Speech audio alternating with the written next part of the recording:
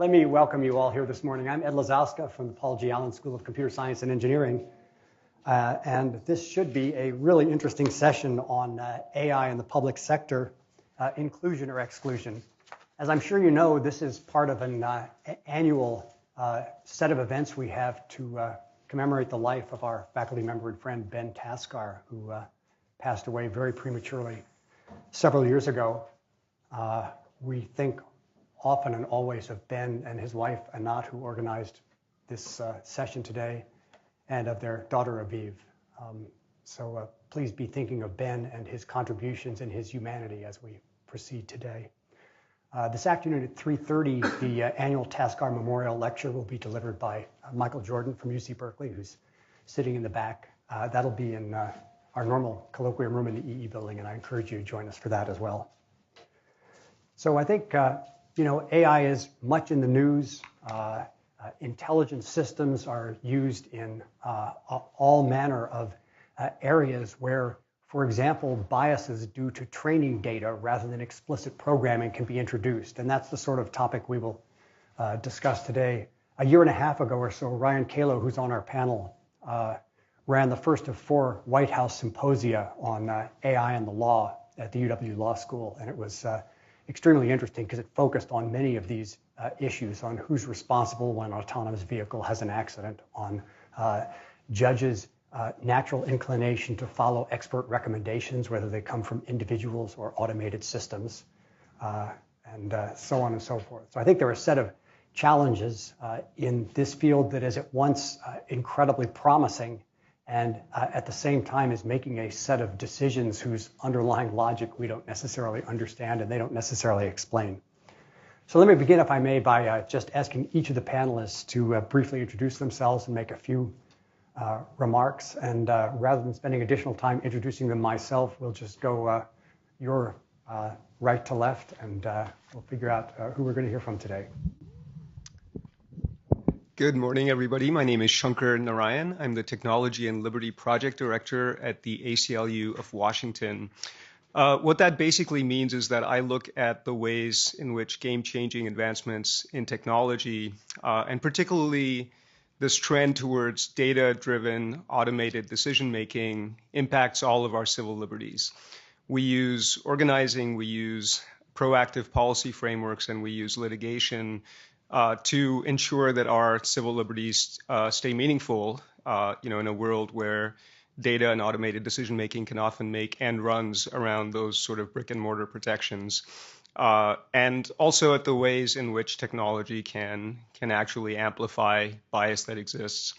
A couple of notes about myself. So I am not a Luddite, as much as some of my remarks might cause you to think that. I started out my career in this very town in 2001 practicing technology law. I actually was at the same firm as Michael, working for a lot of the companies that drive the tech revolution now.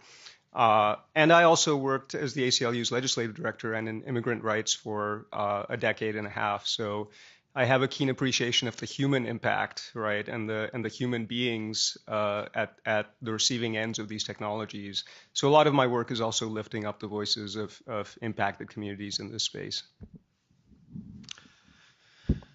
Hi, I'm Oren Etzioni. I've been a faculty member here since 1991. For the last 4 years, I've been the CEO of the Allen Institute for Artificial Intelligence, which is a few minutes by bike here on the Burke-Gilman Trail. And our mission at the Allen Institute for AI is AI for the common good. So we think about various ways in which AI can make the world a better place, and maybe get into that a little bit more. I wanted to say 2 things. First of all, I did really want to say something about Ben. He came here relatively late in my career here, and I had only met him for a few times, but he was really tremendously inspirational to me personally, even in those few times. Those of you who didn't know him, he's the kind of person you have lunch with and you walk away and you feel better about yourself, you feel better about humanity, you just have a spring in your step because he's just such a great guy. I really, really serious. And so just in his personality, in his thinking about AI. He's much more theoretical than I am, but never made me feel bad about my kind of groveling understanding of the underlying mathematics. Anyway, I just, without getting too choked up, just such a special person. What I wanted to say about AI is I think Ed has already started framing the conversation really interestingly, and I think it captures how we feel. On the one hand, right, this technology is promising. On the other hand, it's kind of scary and opaque and all these things. And the thing I want to add to that framing is that we really need to be careful, in my mind, not to hold AI or technology in general to an impossible standard. So the question isn't, is AI ideal in some sense? Because clearly it's not, right? It's something that we build. The question is it better than what we have today? And that applies to, justice situations, right? Where we have, criminal justice and AI being used there. But really the most, I think, clear example of that, when we think about AI in cars. So many people in panels like this, and I get questions about it all the time, start talking about the trolley problem, right? The decisions that the AI will make, will it go this way, and kill the old lady, or will it go this way and kill the 4 young kids, and all these things. But that's not really the question in my mind. The question in my mind is we have a technology today on the roads. It's called cars. It kills 40,000 people annually on our highways. It maims on the order of 1 million people. And we have an opportunity, and actually I would say a moral obligation, to deliver the next generation of the technology that's going to kill and maim fewer people. Now, when you think about it that way, do you want that or not? I'll stop there. Thanks, Oren. Gosh, okay. Well, I'm Ryan Kalo. I am on the law faculty across the way, and I'm co-director of the Tech Policy Lab here at the University of Washington. The Tech Policy Lab bridges formally 3 departments, 3 schools, I should say, including this one, where Tadayoshi Kono is one of my co-directors, and the other is Batya Friedman in the Information School. And our students come from an even more diverse set of backgrounds, including 2 of our alumni and current students at the Tech Policy Lab who are from electrical engineering. So what I study primarily is how emerging, it's a version of what Shankar said, how emerging technology ends up upsetting assumptions that the law and policy hold. And so robotics and artificial intelligence are a particularly interesting one, because whereas once upon a time something was done by a person, a surgery, for example, driving a car, making a judgment about how long someone should be incarcerated. Now it's being done, at least in part, by a machine. And the law has tacitly assumed that these tasks would be human tasks. A sort of very dramatic example of that is, we require the president to be 35 years old. I mean that in sort of physically, not necessarily a mental requirement. And so you ask yourself, what if an artificial intelligence wanted to be president? Would we make it wait for 35 years, right? No. So that sort of question is then percolates all the way down to how do you ensure that a driverless car is safe enough? How do you ensure that a surgical robot that has some autonomy is safe to deploy or safe enough to deploy? And so these kinds of questions arise also in the bias context, and I think that's what we're going to be focusing on, where with a human being, you might be able to take certain steps to try to mitigate bias or get an explanation of why the person made the decision that they did. One example is you can strike jurors from a jury pool if you believe that they might be biased for some reason. But there's not quite that mechanism for striking an algorithm for bias. One last thing I'll say before turning it over is that the lab specifically studies how non-mainstream voices might be incorporated into tech policy.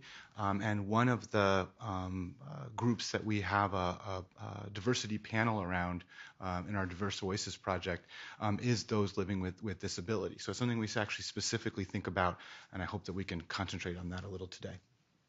Great, thanks. Emily, the first. My name is Emily Bender, and I'm a professor in linguistics and also adjunct faculty in computer science and engineering. I came to the University of Washington in 2003, and I'm the faculty director of our professional master's program in computational linguistics. And so I'm working in what people in computer science call NLP and maybe consider a subfield of AI. I see it as computational linguistics and something that is related but independent. I don't think of what I do as AI. But I'm happy to be in this conversation, partially because I've been involved for the last few years in a growing discussion around ethics and natural language processing, looking at the kinds of issues that arise because of the technology that we're building and because of the way that it interacts with language, which is intensely personal. Right? There's in one of the many Twitter discussions about this, someone said, the L in NLP is language, and language means people. And so whenever we're dealing with natural language data, we're dealing with things that people have said that reflect things about themselves. And we are also, if we're using what they've said to understand the world, we are picking up their way of viewing the world.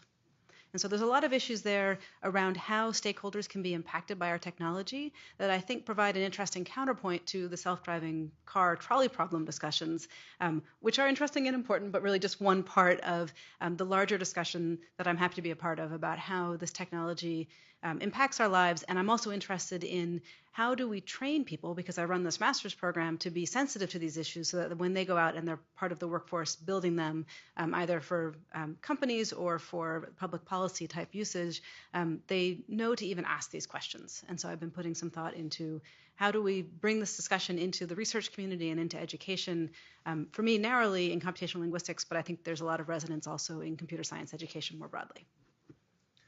Mike. Good morning. I'm Mike Phillips. I'm an attorney at Microsoft. In my current role there, I do a couple of things that are relevant to the AI space.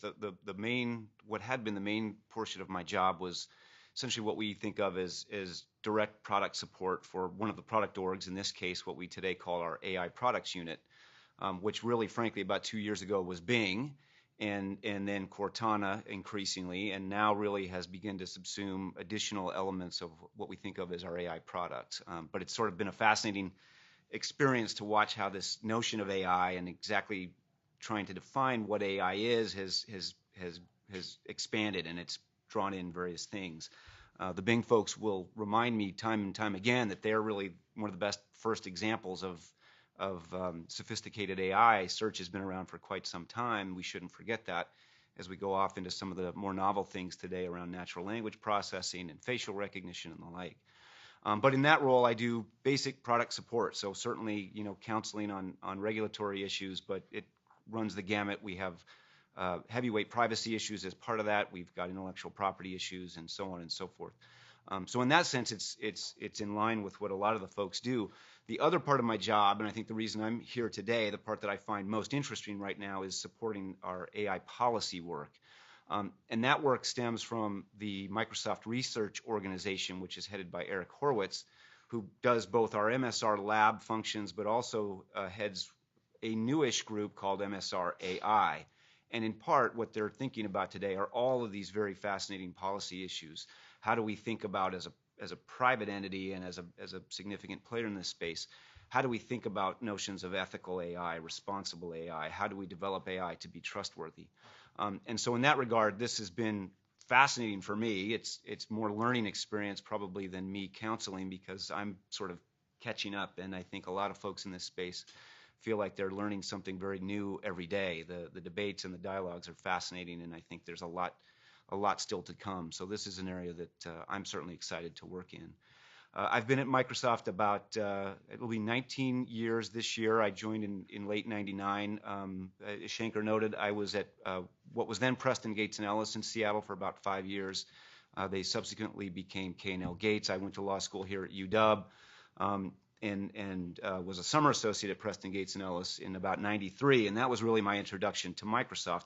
The Gates and Preston Gates and Ellis, of course, is Bill Gates Sr., and so at that time, Preston did a lot of work for Microsoft. And so in these 20-some years, which have flown by, it's been really kind of mind-blowing to watch the business grow and evolve and the industry grow and evolve and see what this is all about.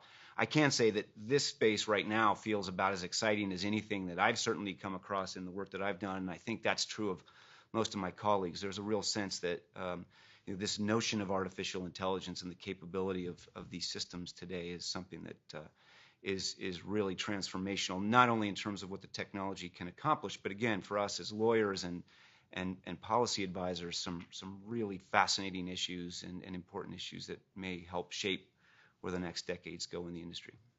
Great, thanks. Emily. Hi, I'm Emily Keller. I'm the program manager for the Urban Analytics Unit in the Information School at UW, which is directed by Bill Howe. And one of our, the Urban Analytics Unit supports interdisciplinary research projects on urban social issues. And one of our main focuses is on the Cascadia Urban Analytics Cooperative, a partnership with the University of British Columbia. I'm also the program coordinator for the Data Science for Social Good program at the eScience Institute, which QUAC, the Cascadia Urban Analytics Cooperative, is very involved with. And we've also helped to launch a DSSG program at UBC that started last summer. I've been at UW for less than a year now. My prior position, I was the project coordinator for ethics in big data research at Data and Society Research Institute in New York, which focuses on social and ethical impacts of living in a data-centric society. And I co-authored a paper there that I'll reference today, where we interviewed computer science researchers and university librarians. That was with Bonnie Tiarina and Dana Boyd.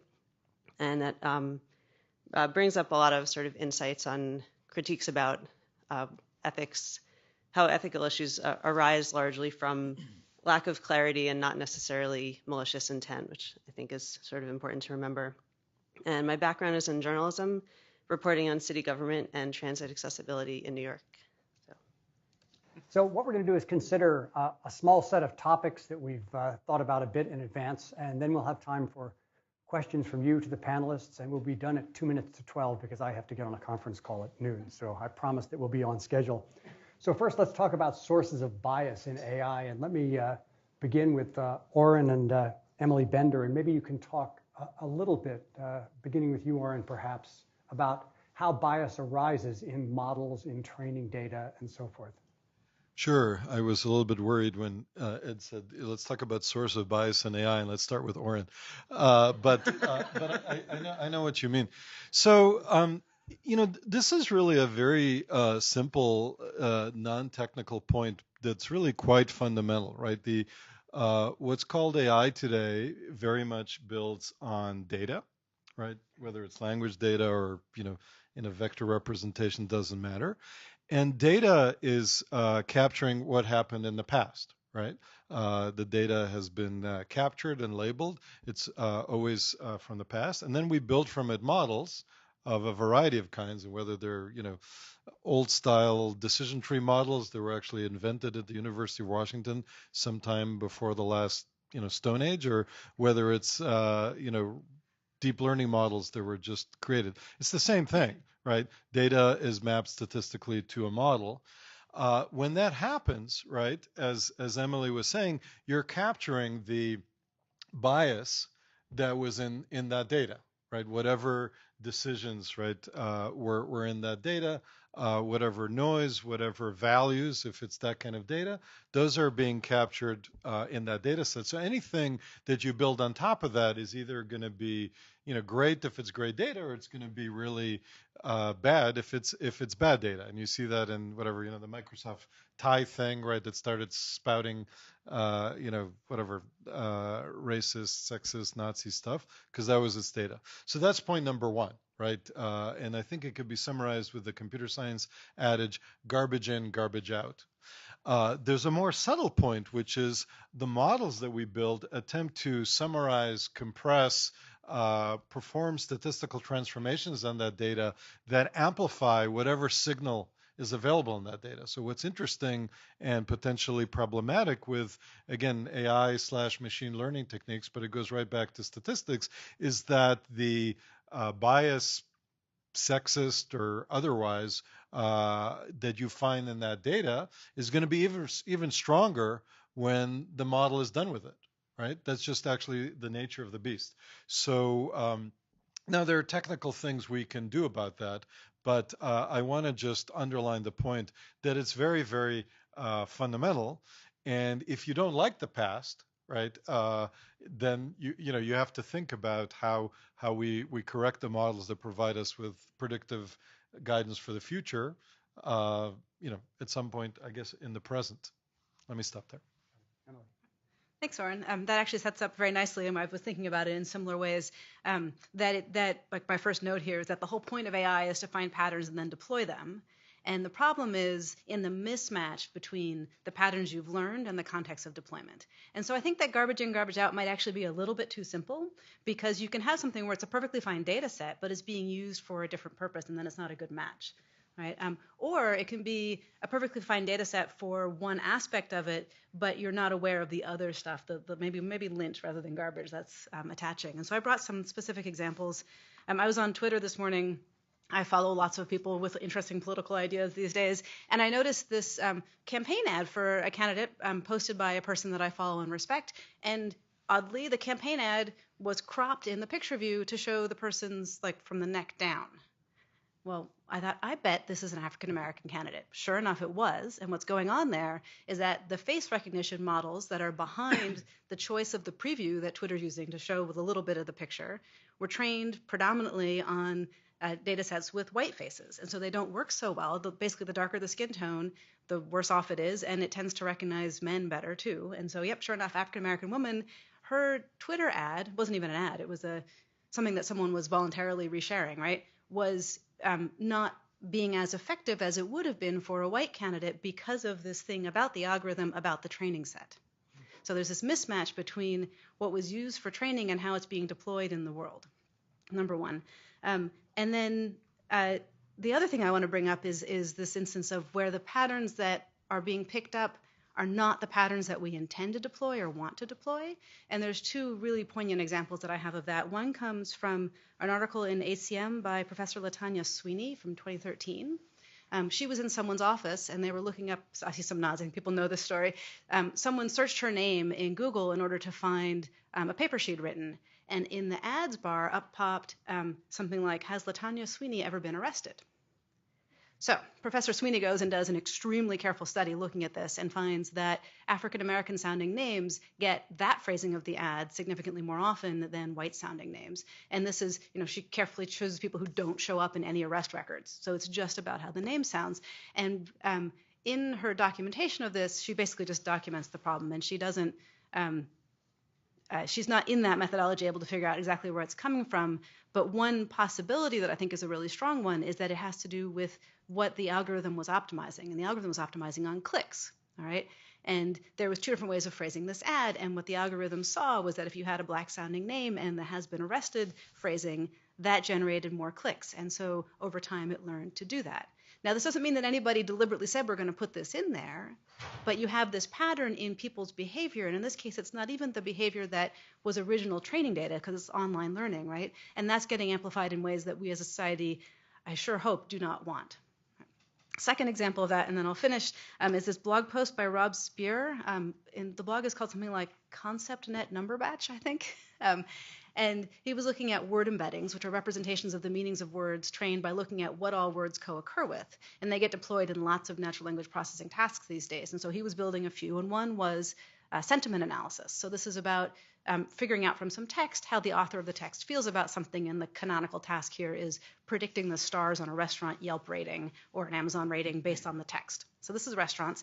And what he found was that his system was systematically underestimating the stars for Mexican restaurants. And he looked deeper, and what he found was that those word embeddings were trained on general web text, all right, where you had lots of people's probably tweets and blog posts, and also I want to put quotes around news articles associating people from Mexico with crimes and drug use and other negative stereotypes that are out there because of the biases in the world and the narratives that some of our politicians like to put forward. All of this language is out there. And so when you look at what the meaning of Mexican is according to where that word shows up, you get all these negative associations. And so this other context where this word is being used, not just trying to model that language, but trying to predict how good a restaurant is based on the text of a review, said, oh, well, Mexican doesn't sound good.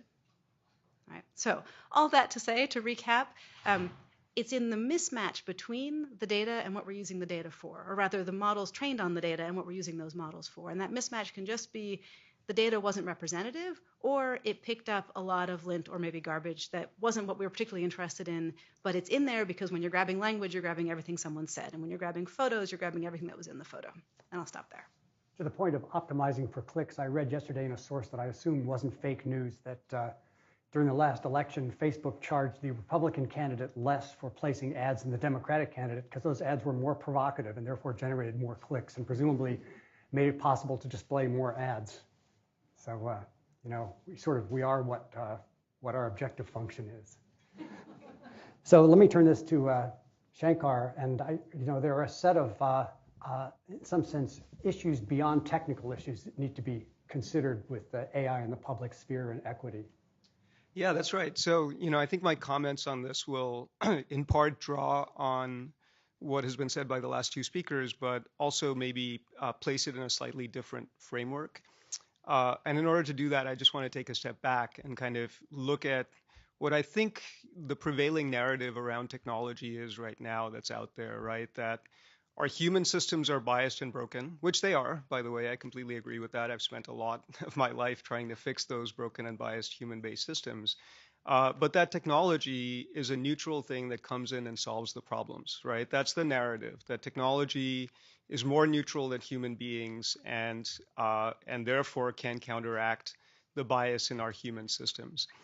I think the challenge with that is actually it's simply not true, right? That technology, every deployment of technology, including in AI and certainly in the public sector, is a series of value choices, right? There are all of these little decisions that go into how you create a technology. Everything from, point number one is, what problem are you asking the technology to solve, right? That in itself frames your entire prospect of success or failure, right? It's a very different thing to say, give me a risk assessment of whether this person may recidivate versus give me the best possible interventions to ensure this person does not recidivate, right? Those are two very different things, but they frame the entire debate about the tool in completely different ways. And who gets to ask, who gets to create the question that's asked of the tool? I think often you see tools created by vendors driving the conversation because they come to local governments to sell that tool and drive the terms of the debate, where local governments don't feel they have the sophistication or understanding of the tool to push back and ask the right questions. Then, of course, the bias amplification in the data that's already been talked about. What data sets do you use? How do you weight different factors, right? So to take the example of predictive policing and many other risk assessments, I think a common problem is that they often overweight false negatives, right, and underweight false positives, because in someone's quote, I think someone said something like, it's much better to incarcerate Luke Skywalker than it is to let out Darth Vader, right? But then again, we may not agree with that, right? Many of us actually don't agree with that, particularly those of us who have spent a lot of time working to break down the biases in our criminal justice system, right? That's a value choice. And I guess my proposition to you all is that right now, those value choices are actually being made unaccountably, right? They're being made in the black box of technology vendors, often without the right public input to be able to shape what the tool does. And on the back end, of course, I think you had mentioned this, Emily, as well, that the tool is implemented by human beings, right? So it contains all of the limitations of how human beings use a tool. And all of those actors also have sets of political incentives around them, right? So predictive policing, again, a good example, a tool that purports to tell you who is going to commit a crime, when they're going to commit a crime, right? These tools are in use in a lot of cities. You may have seen in the news just this week, Palantir used a predictive policing system in New Orleans, tested, quote unquote, a predictive policing system in New Orleans. There was no public debate, right? Nobody actually even knew among the public officials who were purportedly supposed to be overseeing technology deployments in the city that this was out there. And of course, every technology deployment has winners and losers, right? So what's the impact on community trust of a system of predictive policing being deployed, particularly if that system relies on historic data that, as Oren, clearly captured, can actually amplify bias. That's a public debate that we are not having. And I think, part of the challenge is also, what is better, right? So in order to be able to have that public debate, we need to be able to get into, if not the algorithm, right? I'm not, it's not necessarily true that we need to crack open the algorithm. We at least need to know how the tool is making decisions, which of course gets very complicated in the machine learning context where nobody knows, right, in many ways how at point A and point B and point C, how the tool is making decisions. But I guess, what I would say ultimately is someone needs to decide what is better. So, your question, Oren, was the tool doesn't have to be perfect. It's just got to be better than what we've got. My question is, what is better, right? Who decides what is better? Is it better to have a tool that incarcerates fewer people but continues to incarcerate the people who have been overrepresented in our criminal justice system? I'm not quite sure that that would be the case. These are value choices, right? You may have two laudable objectives that are actually in conflict with each other. Right now, that choice is hidden somewhere within the workings of the tool.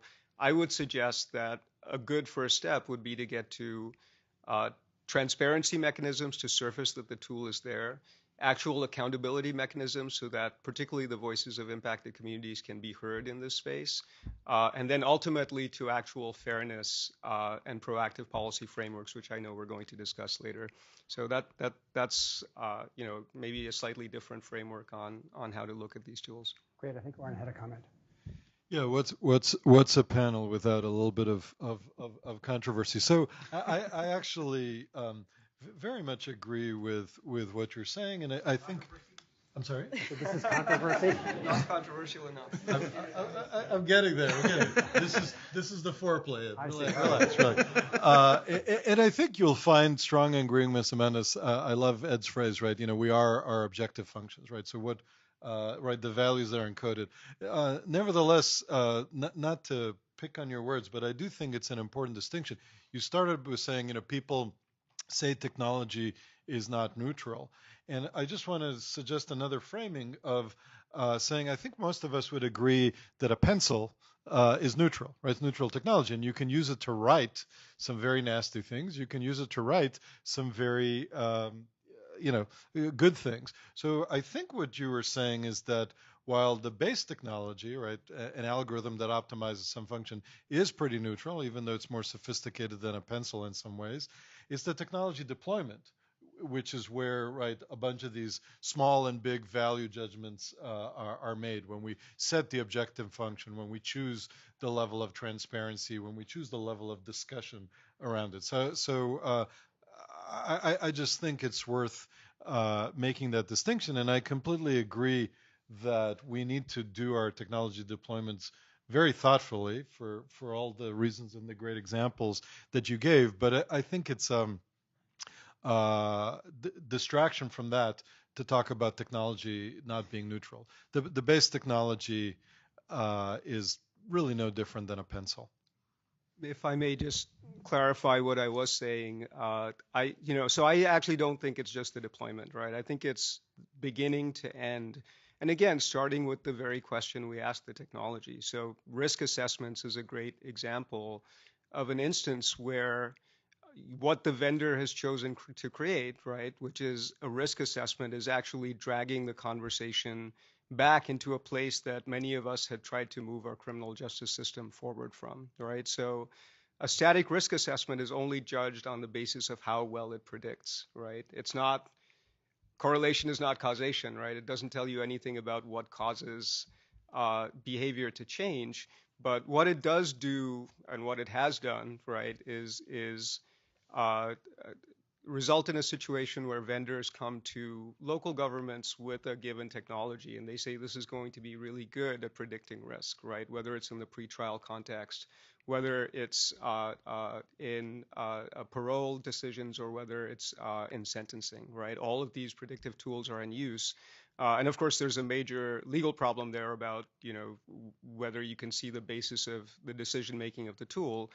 But part of what I'm suggesting is that, these things, their very existence is not neutral, right? I think this is very unlike a pencil in my view, because all of the decisions that go into creating the tool to solve the problem are being made, right, in a way that isn't involving the communities that are most impacted by the rollout of the tool. And they actually have no way, right? There's no accountability to get to how you fix that. So what I'm actually arguing for is more of a precautionary principle, right? Everything we're doing in this space, in my view, rests on the assumption that bias is fixable, right? And that we are going to roll out a technology, and if it has bias, we'll come back and fix it. Guess what? As it turns out, as Oren has already said, it's extremely difficult to do that, right? Even if you build a tool from the ground up, considering bias, it turns out, and I've seen some recent sort of meta studies on this, right, where you do these comparative performances of tools that were designed with bias in mind versus not.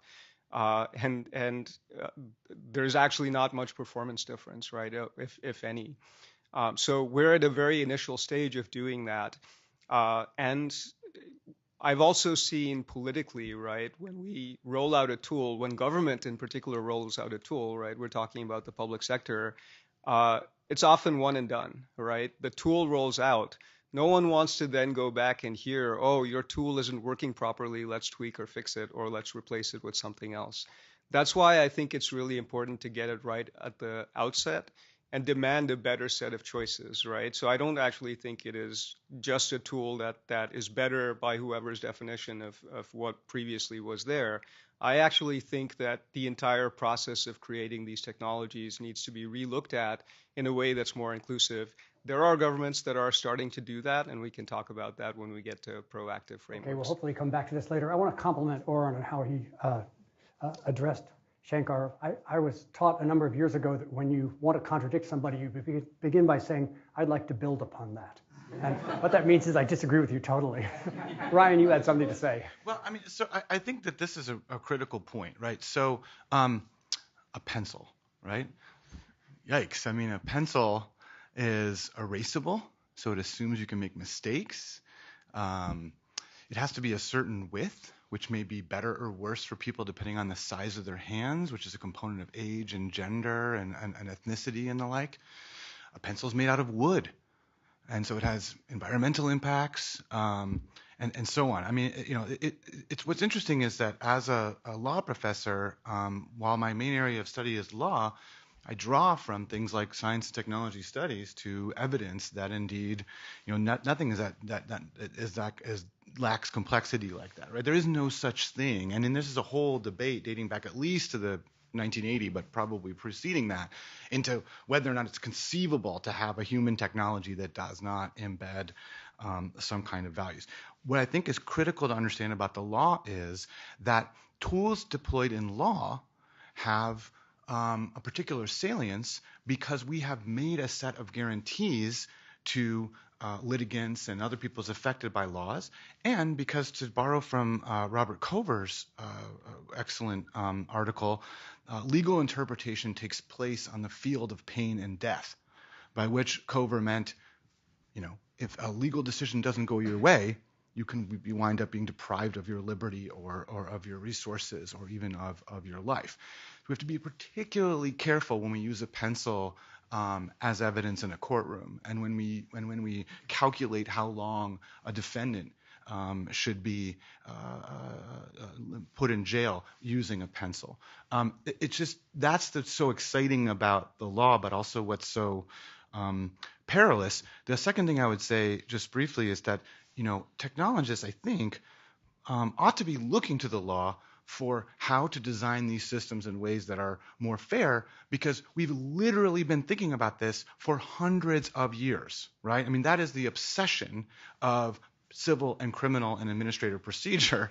And so there's a lot of stuff to draw from. My impression from reading the literature and from engaging with people who are building fair systems is that there's not an explicit reference to the law. In fact, the place that happens most often is in the corporate sector, where the researchers at Microsoft, for example, are able to draw from Mike and his colleagues.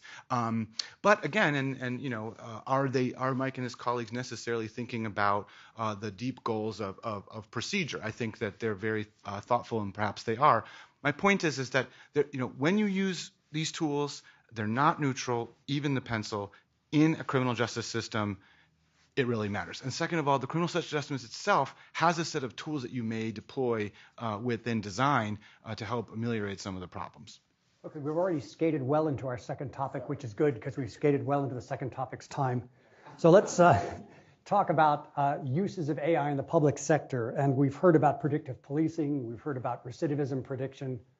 Mike, what are some other examples, particularly ones that people may not be as familiar with? Yeah, happy to speak to that. And I'm glad we did the skating because I think it did set this up nicely. I mean, certainly we've heard a lot, and there's a good deal of attention paid right now to the situations in criminal justice, in policing. So certainly, we're seeing a lot of interest among governments in utilizing AI to assist with law enforcement and national security. And of course, much like with any of these situations, the debates rage between, hey, this is net beneficial, and there are some costs that come with it, not unlike the existing criminal justice system where you're already dealing with issues of human bias. How does the law today address issues of the potential for a judge to be biased against a particular race or a class of citizens? I mean, that's something we've lived with for as long as humankind has been in existence, but we've sort of had a system.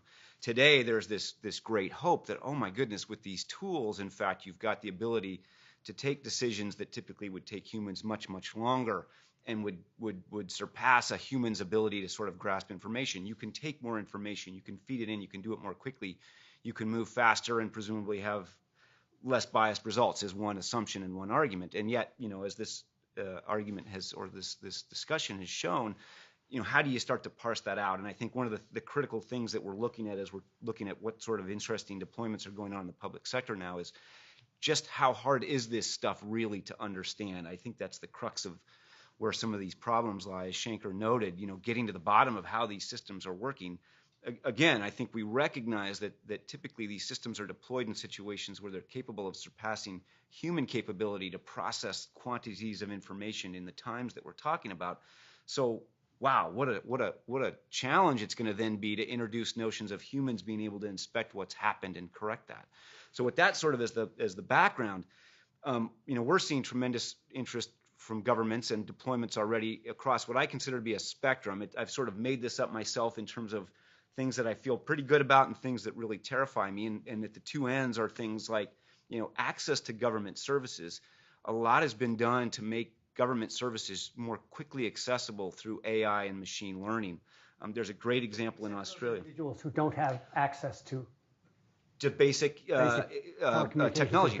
Great point. And so there's a lot of research being done there to figure out, in addition to making these services available, can we bring internet access, for example, into more rural communities in a way that makes this. An organization in Seattle, the Access to Justice Foundation, that Judge John Horowitz founded a number of years ago, that works on these topics. Absolutely. And so these all come together very nicely. I mean, it's a great point. It's serving a goal, which is, geez, we think it would be fantastic, and the Australia example is a great one, to try and make disability services available more readily through AI interfaces where people with disabilities can go and access what are in essence bots in a way that's designed specifically to address the disabilities that may be at issue. It's actually easier than having to find a way to talk to another human or to get access to these services. But it very much entangles these sorts of questions. Hey, fundamentally, can people get to this stuff at all? But again, at one end of the spectrum, I think of services like that, where what really they're trying to do, and I think there's a lot of promise and some really good results in making things like access to disability services, access to insurance services, access to healthcare, even access to taxes. How do you file your taxes and do your taxes if some of the complexity of that can be taken out of the system, if people can more quickly find out the status of an audit, for example, through these sorts of systems? Isn't that a net positive? And I think the answer is generally yes. There are great arguments to be made that these are net beneficial services, and yet they come with all these same questions. Do people really have access? Is the data that's being used to train these systems correctly matched? Do we know what's really going on behind the curtain? And that's where it gets really challenging. you go to the other end of the spectrum, and I think of the deployment of AI in military contexts. From what I've been reading lately, and this is not based on anything I hear at work, but this is just, you pick up The Economist, and a few weeks ago had their special issue on the future of warfare, and most of the space was dedicated to what will happen when AI truly gets deployed. And I think the reality is, today, I'm sure that there's a lot going on in defense research in this country, in China, in Russia, you name it, where a lot of AI and autonomous system use is being pushed. And what does that mean? But I'm here to tell you, I think that there's no question that sort of investment is going to continue and it's going to scale. I mean, in essence, some could argue that's where the next arms race will be. I think that's probably right. And so how do we get our arms around what could that mean? If we can't understand how data is used, and that may factor into, when you get into a queue to get some tax audit reviewed. What happens when you've got drones that could be operating in milliseconds based on, issues in the field, and how in the world do you ever expect to ensure that humans can monitor that? But again, I think there's quite a bit of interest there, and I think that at the same time that you worry about these sorts of issues, you can make a lot of arguments about why deployment of these sorts of technologies in a military context could actually be a very good thing, to the extent that they can overcome human limitations or biases or concerns. Then there may be some real promise and benefit. And then everything in between. We're again seeing a lot of interest in this work in law enforcement and surveillance. And we could have a debate just on that one. I know, like some will argue, wouldn't it be fantastic if we could deploy police services in a way that helps reduce the number of shootings in neighborhoods in Chicago? And phrase that way, you might say, well, gosh, of course, if ultimately through the use of this technology we can reduce murder rate, we can reduce death and injury from gunplay, let's go research it. But of course, the worry becomes, all right, well, how have you built the system, and how is it determining where to send your police resources? Is the bias essentially police data, which may, some would argue, be already discriminatory in that you've had a heavier policing presence in disadvantaged neighborhoods? And so in the same way that some of these other issues surface, we need to be able to develop the sorts of transparency and systems and human understanding of these sorts of things that enable us to ask those questions. Let me ask all the panelists this question, if I may. Are there specific examples you can cite of AI systems deployed in the public context that have significantly enhanced equity? What is something you would point? We can all point to ones that have exhibited bias. What are some ones that have seriously enhanced equity? I don't know that I could say for certain that I know that this is enhanced equity, but I will say, back on this question of access to resources, I know that there's been quite a bit of work within the healthcare space and trying to take just sort of decades and decades of very disparate data sources and make some of that data more easily accessible and crunchable. And there are, through private-public partnerships, I think a lot of work to actually take tremendous volumes of data and make it more searchable, certainly make it more available to machine learning systems. And I think through that, some might argue, look, in addition to being able to diagnose much more quickly and effectively, and therefore have real benefits to healthcare generally, I think some would argue that also helps ensure that there is more equal access to quality healthcare, in that typically people who may have gone to have the genomic sequencing done to get guidance on where to go, those are expensive propositions, and that's not really been something that's been available broadly. And I think through these sorts of systems, there's an argument that kind of technology becomes available much more broadly to those who typically may not have had the access to that. Do any others have specific examples? Here's one that's again not as life-changing as healthcare, but it shows some of the nuances here. So there's a field called bibliometrics, which is a fancy word for citation counts. And you would be amazed how many decisions are made or influenced based on raw Google Scholar citation counts, which are incredibly noisy. But again, in the real world, decisions are made or influenced by noisy and dirty data.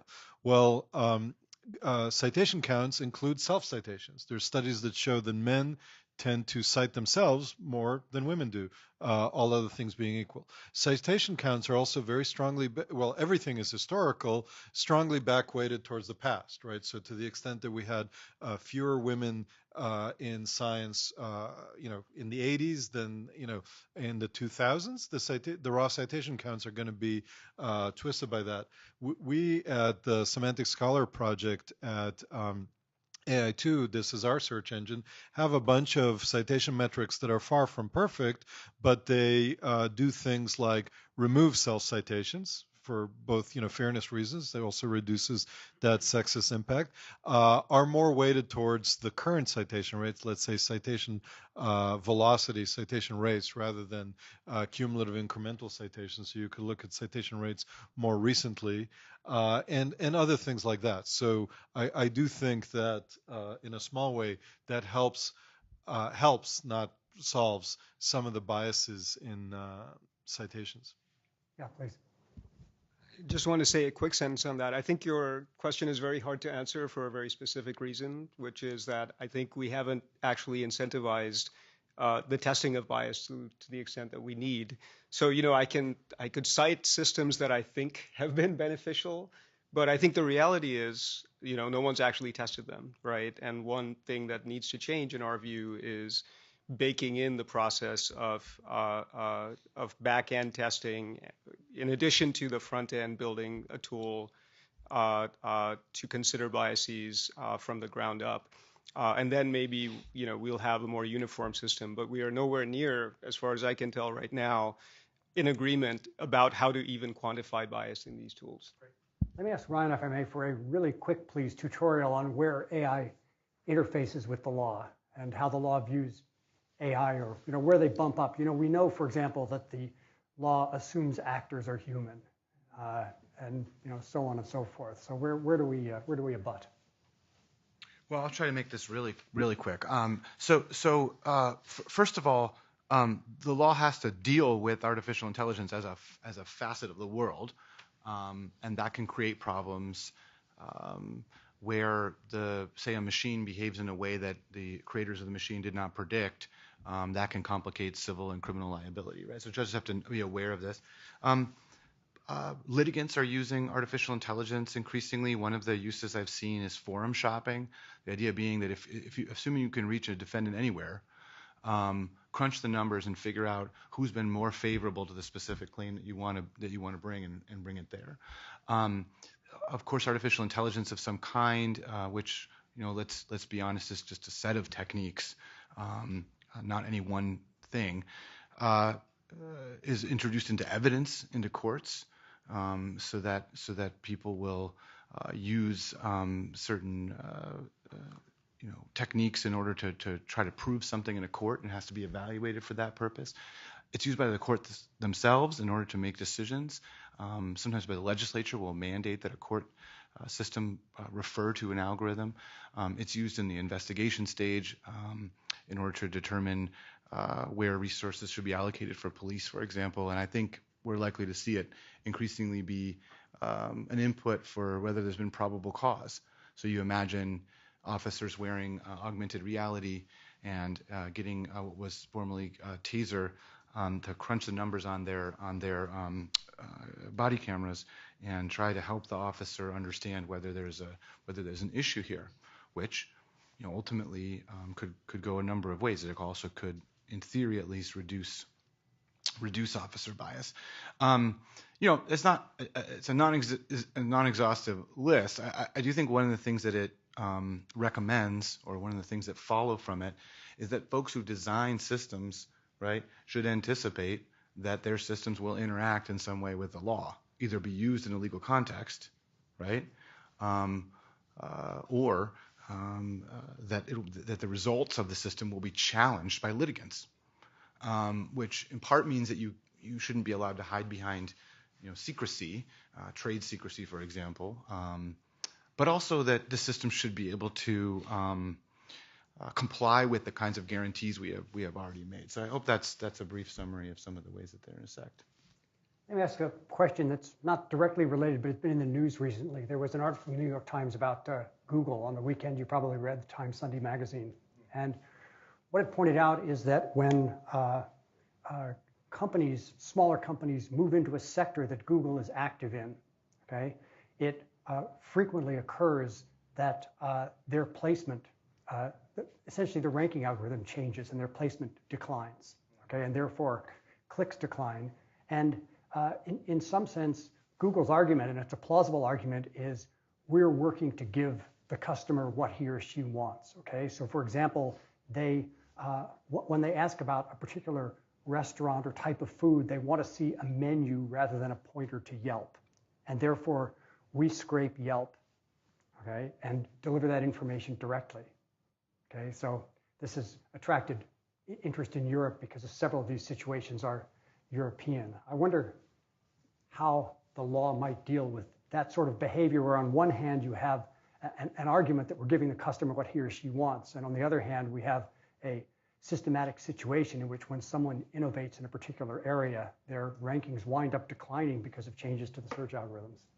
I mean, thanks, Ed. I'm curious to hear what Emily has to say about this, because I know something Data and Society has studied rather closely, these sort of skewing effects of platforms. As a legal matter, what I can say with relative confidence is that U.S. Antitrust doesn't really contemplate this as being anti-competitive, but some people think that it should, and certainly European law, there's a little more traction there for it. But as a matter of U.S. antitrust law, arguments that Google is harming Yelp, or arguments, even arguments saying that Facebook can make a tiny change to its algorithm and completely destroy a business, those things don't seem to register on a U.S. legal radar. But anyway, with that, if you guys have thought about that. So one issue I would raise about that is there's Emily had mentioned some of the issues with bias in online data, but the consent issues that come up with reusing public data and the different meanings of public data when something is out there, is it really intended to be reused in future research? And one of the things that we found in our research at Data and Society was just significant concern from researchers about this idea of secondary data use. And we had one example of someone who had published a report that included tweets, and someone Googled the tweet and was able to re-identify one of the participants. So as a result, the professor who we had interviewed discussed some new policies that they put in place to protect anonymity of their subjects. So they decided that they would alter quotes over a certain number of words in papers if they were using social media posts, and removing metadata and other identifying factors. So I think, just thinking about the whole idea of what it means to really have public data out there. I imagine with Yelp too, people put some of their personal information, personal stories out there, and if you're web scraping, there's a lot of private information that wasn't really intended to go further. So let's continue to push down the privacy direction for a minute. I'm sure you've got a lot to say about that. I think I was recently led one of many amicus briefs in a Microsoft case of this data center in Ireland. And roughly what happened is that the US government wanted access to the contents of an individual's email who resided in Ireland, and the email was in an Irish data center. And this went to the Supreme Court earlier this week, and it looks like it's going to be a close call.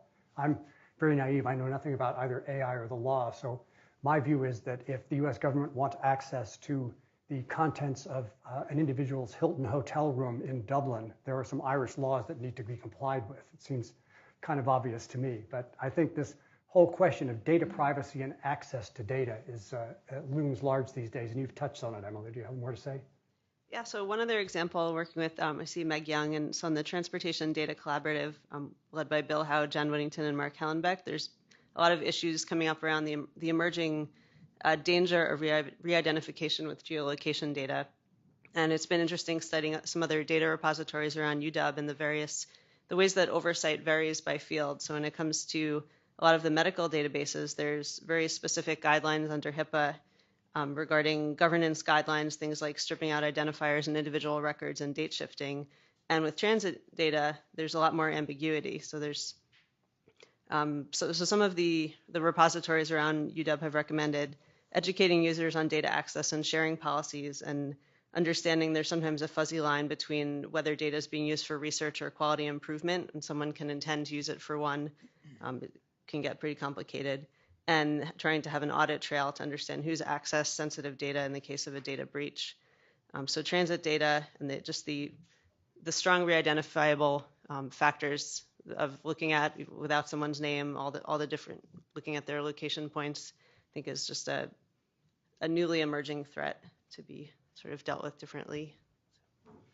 The thing that I'd like to point out, and I actually think this applies to a lot of the things we've talked about, but let me just stay with the privacy issue, is that there's often a balance in question, right? So who's opposed to privacy, right? Clearly, we have a right to privacy and so on. But the balance question, I just saw a call that talked about how child trafficking or sex trafficking, child pornography users are making use of advanced privacy technologies, right, encryption and so on, to protect their completely abhorrent and very I don't have words for it, damaging use of technology. And so if we just think about these issues from the point of view of, sure, we want to preserve privacy, what we're doing is giving and protecting and advocating for tools that terrorists, pornographers, and child abusers use with impunity. I'm not actually taking a position on what's the right balance here, but I think that many discussions don't even think about that there needs to be a balance, right? It feels good to have Apple, to know that Apple's got our back, right? They're not going to release what's on the device, right? But I think it would be easy to talk about real life situations where I think it would be good for law enforcement to have access to what's on the device. Can I jump in Please. a little bit there? I think that that's a really important point about value tensions. And there's cases where we have the value of privacy and then we have the value of preventing abhorrent behavior, for example. And I think also in very specific cases, we can look and say, okay, whose privacy is at issue here and what are we doing to protect it? And to actually, like Shankar was saying, from the get-go say, here's our goals. These are the people who are impacted. These are the specific reasons why we need to protect their privacy. And I think that some of those questions become more tractable. And I think it's also important when we talk about re-identification in the language context to really be aware of if you build a model that's learning things like n-gram frequency, and then you say, okay, I'm just going to hand you the model. You don't have the data, you just have the model. You're not really protecting the privacy of the people whose data built that model. If you put in a rare enough token and then say, what's the most likely thing to come after this? It can actually spit out quite a bit of information, right? And if you want to get sort of a visceral sense of that, think of the predictive text on search, right? You can get a sense of what everybody's looking for. And if you knew how to game that, you could get pretty detailed information out of things. So I think to bring in privacy as one of a set of values and say, in this context, as we're designing this technology, who are the stakeholders and what are their values that we need to respect here? Then how does that inform what we do is probably the way forward. Yeah, please. Just to add to that as well, I agree with everything you just said, and I think it illustrates as well just some of the limitations in our current legal frameworks, right? I'm the first to admit that the evolution of how we interpret our Constitution and our statutes has not kept up with technology, right? So in theory, right, you have an interest in the integrity of the legal system under the First Amendment. You have equal protection and due process under the Fifth and 14th Amendments. You have a right to confront your accuser under the Sixth Amendment. But how does this all play out, right? It's all, first of all, very difficult to even get to court because often, right, we don't actually have the transparency mechanisms to know that an algorithm is at play, and that some level of automated decision making is happening, and that it was actually the algorithm. Often there's also the fig leaf of human discretion on top of that, so you can always argue, oh, it was the person just informed by the algorithm. But on top of that, right, there are just some very, very novel questions, right? So if a tool is making decisions not on the basis of a prohibited category like race or gender, but on the basis of something that's very closely correlated with race, say like your zip code, right? Is that unconstitutional or not? Nobody knows. And right now, I think we're even a stage behind that in terms of litigation, where we're trying to litigate around the ability to examine the tools that are out there. So, there are all these statutes, I would argue, are antiquated, like the Computer Fraud and Abuse Act or DMCA, right, which Congress passed in a panic a long time ago because, oh my God, cyber stuff, right? We got to do something, and they have become offensive weapons in some ways to get back any scrutiny within the black box. I think the same goes for trade secret and also private NDAs, right? So we're still at the point of litigating. You know, if you were convicted on the basis of an algorithm that said your DNA is more likely than a random person's to be a part of this mixed forensic sample, and the jury convicts you on the basis of that, you don't then get the right to examine the algorithm itself that was a part of convicting you. Is that fair? That's a case we're appealing in California. And you know, there are a number of others where we're just trying to get to step one of looking at what happened in order to help then consider whether there's a challenge to be brought on the basis of the Constitution. So Ryan touched on antitrust law. Let's talk about anti-discrimination law. Does it even apply to AI systems? Yeah, I mean, there's a really great piece on this by Solon Barakis, who's at Cornell Information Science, and Andrew Selps, who is a trained in law and is a fellow at Data and Society, I think now actually, that talk about big data's disparate impact and precisely how do we think about this puzzle. So a couple of different things. So first of all, as Oren alluded to already, much of what contemporary artificial intelligence is good at is spotting patterns, right? And as Shankar has alluded to repeatedly, and some others have alluded to too, you have a system that spots patterns and comes up with these correlations that we don't know what the total basis of it is. And a contemporary anti-discrimination law hinges largely on intent. Even in disparate impact, disparate impact is the legal notion that if you have a change, for example, a test for firefighters, and it seems like for some reason it disproportionately excludes, say, Latinos, and it happens at a sufficient basis, that can then form a kernel of doubt that you can use to challenge that underlying law. But ultimately, what the courts are going to look at is whether you were intentionally discriminatory or at a maximum level, should you have understood that you were being discriminatory. And so obviously for that reason, artificial intelligence complicates that picture. The other thing, just to bring it back to privacy for one moment, is a major issue is that because it's so good at pattern recognition, artificial intelligence can increasingly derive the intimate from the available.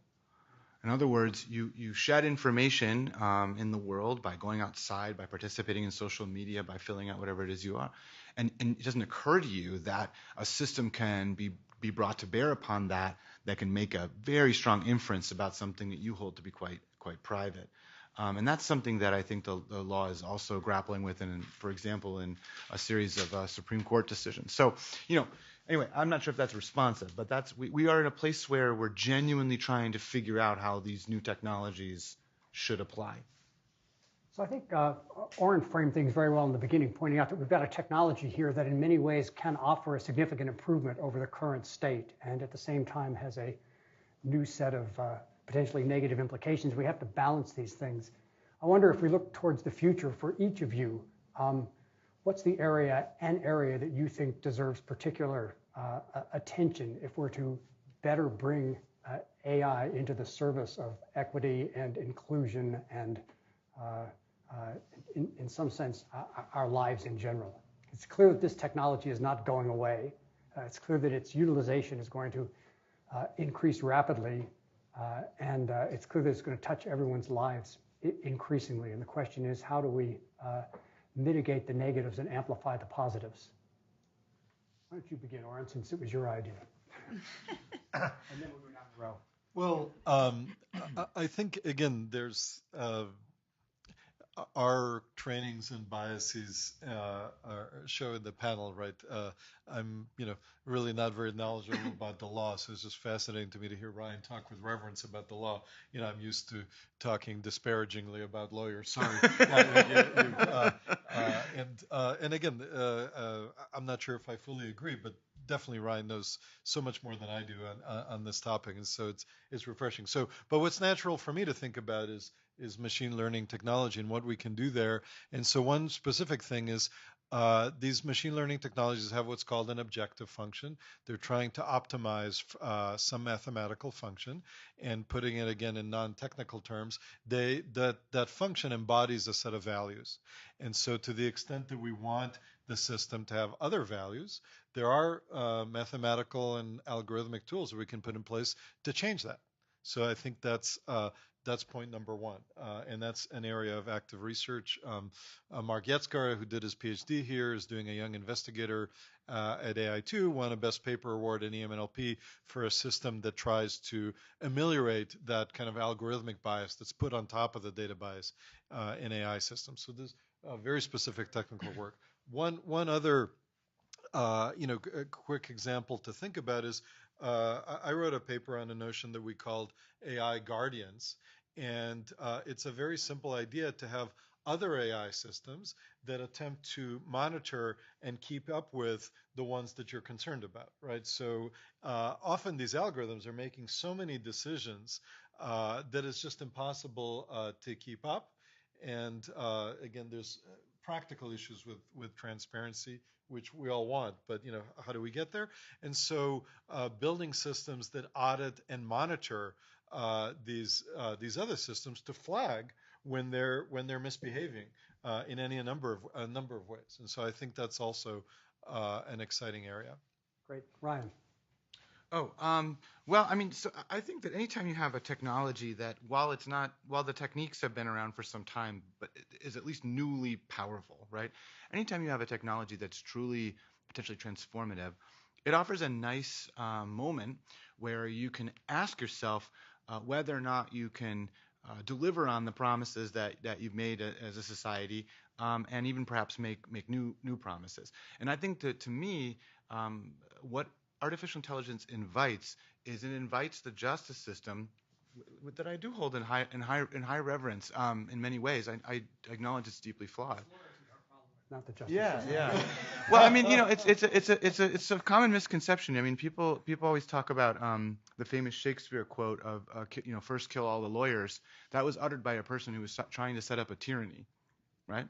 Just take out the lawyers first, and then next the poets, because they're going to be the ones who are going to resist tyranny. I often hear from sorry, I don't mean this in impassioned defense of law, but I often hear from engineers, or just sort of or overhear disparaging remarks like, "Oh, lawyers, you don't build anything." You know what I mean? Yeah, we do. We built and maintain the rule of law. And that, you're welcome. That's a very important, thing. Anyway, but the point is that I think there are ways that we can use artificial intelligence to improve access. And I want to mirror Mike's point. One really good example of that I got from Tino Cuellar, who's a justice on the California Supreme Court, is there's lots of people that can't get access to the courts in a timely fashion because English is not their first language. Meanwhile, there are translation functions that allow us to speak across multiple disciplines. Now, I can hear Emily inhaling next to me, and she's going to say, "Yeah, but there are a lot of problems. They're sexist. In one instance, Facebook mistranslated a variant of Arabic, causing the Israeli police to believe that someone had said, let's kill everyone, instead of what he actually said, which was good morning, everyone, on Facebook. And so there are perils. But there are also situations and safeguards that could allow people to not have to wait for a translator to be available in order to get what they need from our system. So I think that there's a lot of promise here, and I think we could continue to improve the legal system with these tools. Emily. Thanks. I'm excited to be able to build on that notion of translation in the law. Build on it. Disagree. Well, not necessarily. So the point that I want to make is that from the inside, from working with people who are building this stuff, again, specifically in the natural language domain, what I see is a real need for a regulatory regime that will change the incentives. Because right now, we do not have an incentive towards transparency, and we also don't have an incentive towards slowing down and doing it carefully. Right? It's one of the things that makes me most want to say I'm not in AI is the way that everything seems to has to happen so fast. Like, you got to get the paper up on archive, you're going to get scooped. It's like, that does not seem like a recipe for getting things done in a way that is really going to serve the public interest. And so what I want from the law system, and thank you for building and maintaining it, is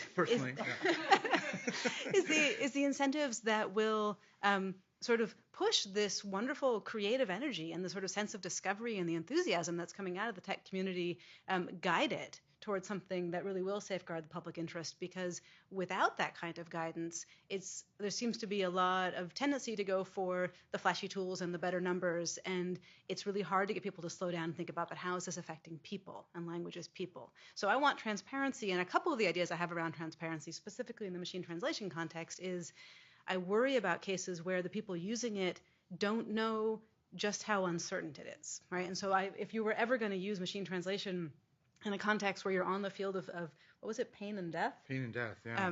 Then everybody involved in that translation situation needs to know that that's the machine's best guess that could well be wrong, and maybe it's like, with a big red flag around it. We are helping you bridge something here, but take everything with a grain of salt, because this is not what that person said. It's the machine's best guess as to how to map those words into words of your language. But Emily, are you worried at all that when you slow things down while you're going through that deliberative process with the best of motivations, that people are dying in cars, that people are dying in hospitals, that people are not getting legal representation in the right way? So I think one reason for urgency is commercial incentives, but another reason for urgency is an ethical one, which is while we in Seattle comfortably debate these fine points of the law and these fine points of fairness, people are dying. People are being deported. And so, yeah, I'm in a rush because I want to make the world a better place. So yes, I absolutely. Before your son gets on the road. Sorry. I have a kid who's finishing driver's ed. We had hoped 10 years ago that was going to be moot by now, but it's not. So yes, there absolutely is urgency, but I also think that we can't just charge ahead and say, I'm making the world a better place, without doing the due diligence to make sure that we are. And I think you and I are in agreement in that question. And the way to do that due diligence is to make sure that everyone has a seat at the table. And it's not just you and me and those of us comfortably here in Seattle who are deciding in our beneficence what's good for the rest of the world. There are many instances, of course, where there's a trade-off between caution and progress. And I think it's a balance that has to be struck, and it's something that's worth debating. Mike? Yeah, first I got to say, as Ryan was referring to Shakespeare on the law, I was reminded of a Seinfeld quote, which was, lawyers are those annoying people that took the time to read all the instructions on the back of a board game, and then you try to play the game and they'll interpret. So maybe the rules aren't bad, it's those who read. I don't know.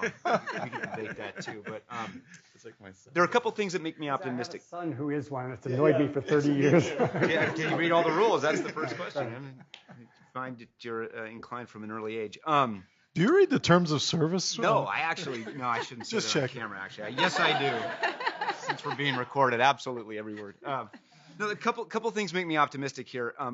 One is I do think that as we're going around and talking with policymakers, I was in Dubai, for example, a couple of weeks ago at this World Government Summit, and there is tremendous interest again in AI, but coupled with that, just very careful attention to precisely the kinds of issues that we're talking about. And so what makes me optimistic is I think whether you're talking with major players in this space, you're talking with civil society, you're talking with policymakers, there's this sense that, wow, this is again, a transformational technology, but we really have to think carefully about these implications. And so more so than I think in other contexts, I've found, at least at the high level on some of these policy issues, there tends to be, I'm finding, more agreement than disagreement about the importance of tackling issues like fairness, tackling issues like accountability. Now, of course, as we start to get into the details, the rules, what exactly are we going to do about this? This is where it's going to get interesting. But again, I'm optimistic because I do think that you're seeing industry come together, at least with a notion that, look, we have to solve this jointly. This is less of a space where, we ought to competitively differentiate on who's better at making sure, we're dealing with bias in data. That's something that should benefit society as a whole. And therefore, at least for now, and until we get in and argue some more and get into the details, it feels like there's a trend towards common views on these issues that I think are net positive. The other thing that makes me optimistic is I do feel like there are existing and frankly decades-old approaches to certain issues that, because of the newness, because of the speed of things, I think people are up in arms about how just novel this stuff is. But in reality, we've been through some of these cycles before There was an article I saw recently in the New York Times that talked about the experience in the 60s and 70s as people were dealing with automating credit decisions, and the Equal Credit Opportunity Act of 1974 was a reaction to that. This recognition that we're beginning to automate credit decisions, and so let's have some rules around that. Now, those rules today might not necessarily work. They're going to need to be stretched a bit, but we've got things that we can fall back on and rely on. Similarly, just in 2010, I know, Ryan, you've written about this, the flash crash, and sort of illustrated just how susceptible our worldwide economy might be to automated systems making trading decisions without oversight. And that led the Federal Reserve to impose new regulations to say, whoa, wait a second, if you're a bank under our jurisdiction, these are the rules that you're going to have to follow to really understand what the heck your model is doing. How do you design it? How do you stress check it? How do you monitor it over time? And if you look at those sorts of rules, you realize, wow, yeah, these are the sorts of frameworks that we can leverage. It is going to take a lot of work and patience to try to get through that, and we are up against this tremendous pressure to do these things quickly because there's so much excitement and benefit to be had. But I'm optimistic, and I think there are good frameworks out there that as we all calm down a little bit, we can leverage and do some good things with. That's a great point. Emily? So 2 points about preventing bias in data inputs. When working with public sector data, there's a lot of data collected by nonprofit service providers that then becomes part of the larger data set. And for one example, with a local homelessness agency that collects data manually that provided to King County under the Homeless Management Information System, and just want to note a few of the data issues that come up, which then get translated into this larger data set. They have a lot of duplicates due to clients with multiple names, a high quantity of self-reported information on living history, an outdated software system that they have a hard time raising funds to replace because it's seen as an administrative cost rather than direct service. And their decisions about which data to collect are often based on what funders ask for. And they have a ton of data on Seattle-based clients and very little data on people who move from out of state. And I'm putting those points forward just to emphasize the importance of considering the data context. There's a common narrative that data scientists and tech experts should be helping out these nonprofits who don't have that kind of expertise, but understanding the nuances from within and having a two-way street of that dialogue, I think, is very important. And we have an active project as part of Urbanalytics that Bill Howe is one of the co-PIs with Drexel University, working on addressing bias earlier in the data lifecycle, looking at things like non-representative samples, attaching metadata, dealing with weakly structured data sets, and generating synthetic data that can be statistically similar to, but protecting the raw data. So I think thinking about the issues that creep in throughout the data lifecycle, not just at the end in the algorithm phase, is also important. So just big picture, I think that looking ahead around frameworks in this space, there's a role for policymakers who are, I think, inordinately afraid of regulating in this space because they think they're going to kill innovation. They're actually not. Innovation will survive regulation in this space. There's a role for policymakers. There's a role for the vendors, the private sector that's building these tools. And I think there's a role for communities to engage as well. And I think the frameworks that we need to build are really around transparency and accountability and fairness, right? They largely mirror sort of the buzzwords that I talk about.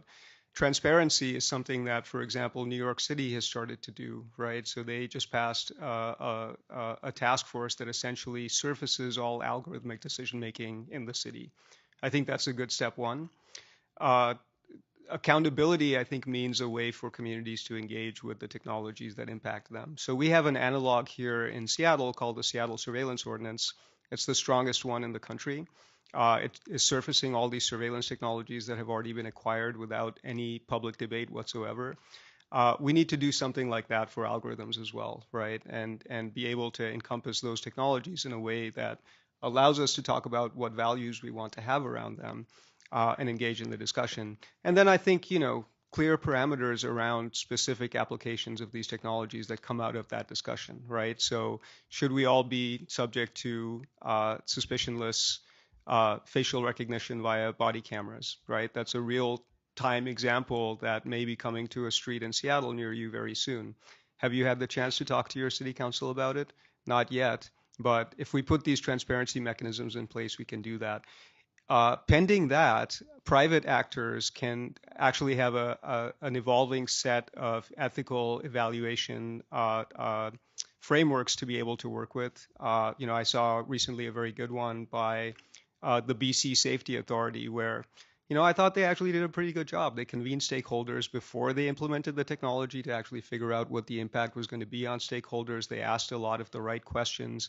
So those frameworks are starting to exist and become a little bit more standardized. And for people who are building the technology, I think it's the same process of asking the right questions ahead of time.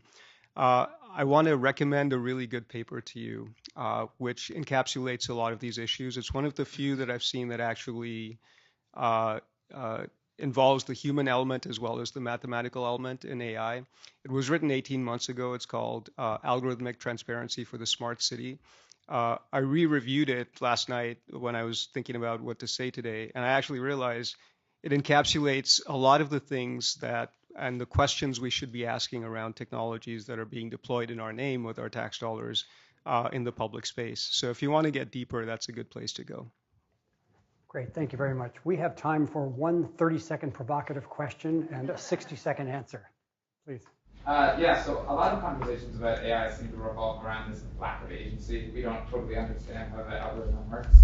I work with undergraduates to try to forward some of those discussions, but they evoke similar difficulty addressing these wicked structural problems and then perceive their role more as a sort of code monkey and engineering mindset. We need a question mark pretty soon. Regardless of whether we think they should have the most agency, how do we forward those discussions, given that the recent Wired article mentioned that Facebook engineers have the greatest say on the direction of the company?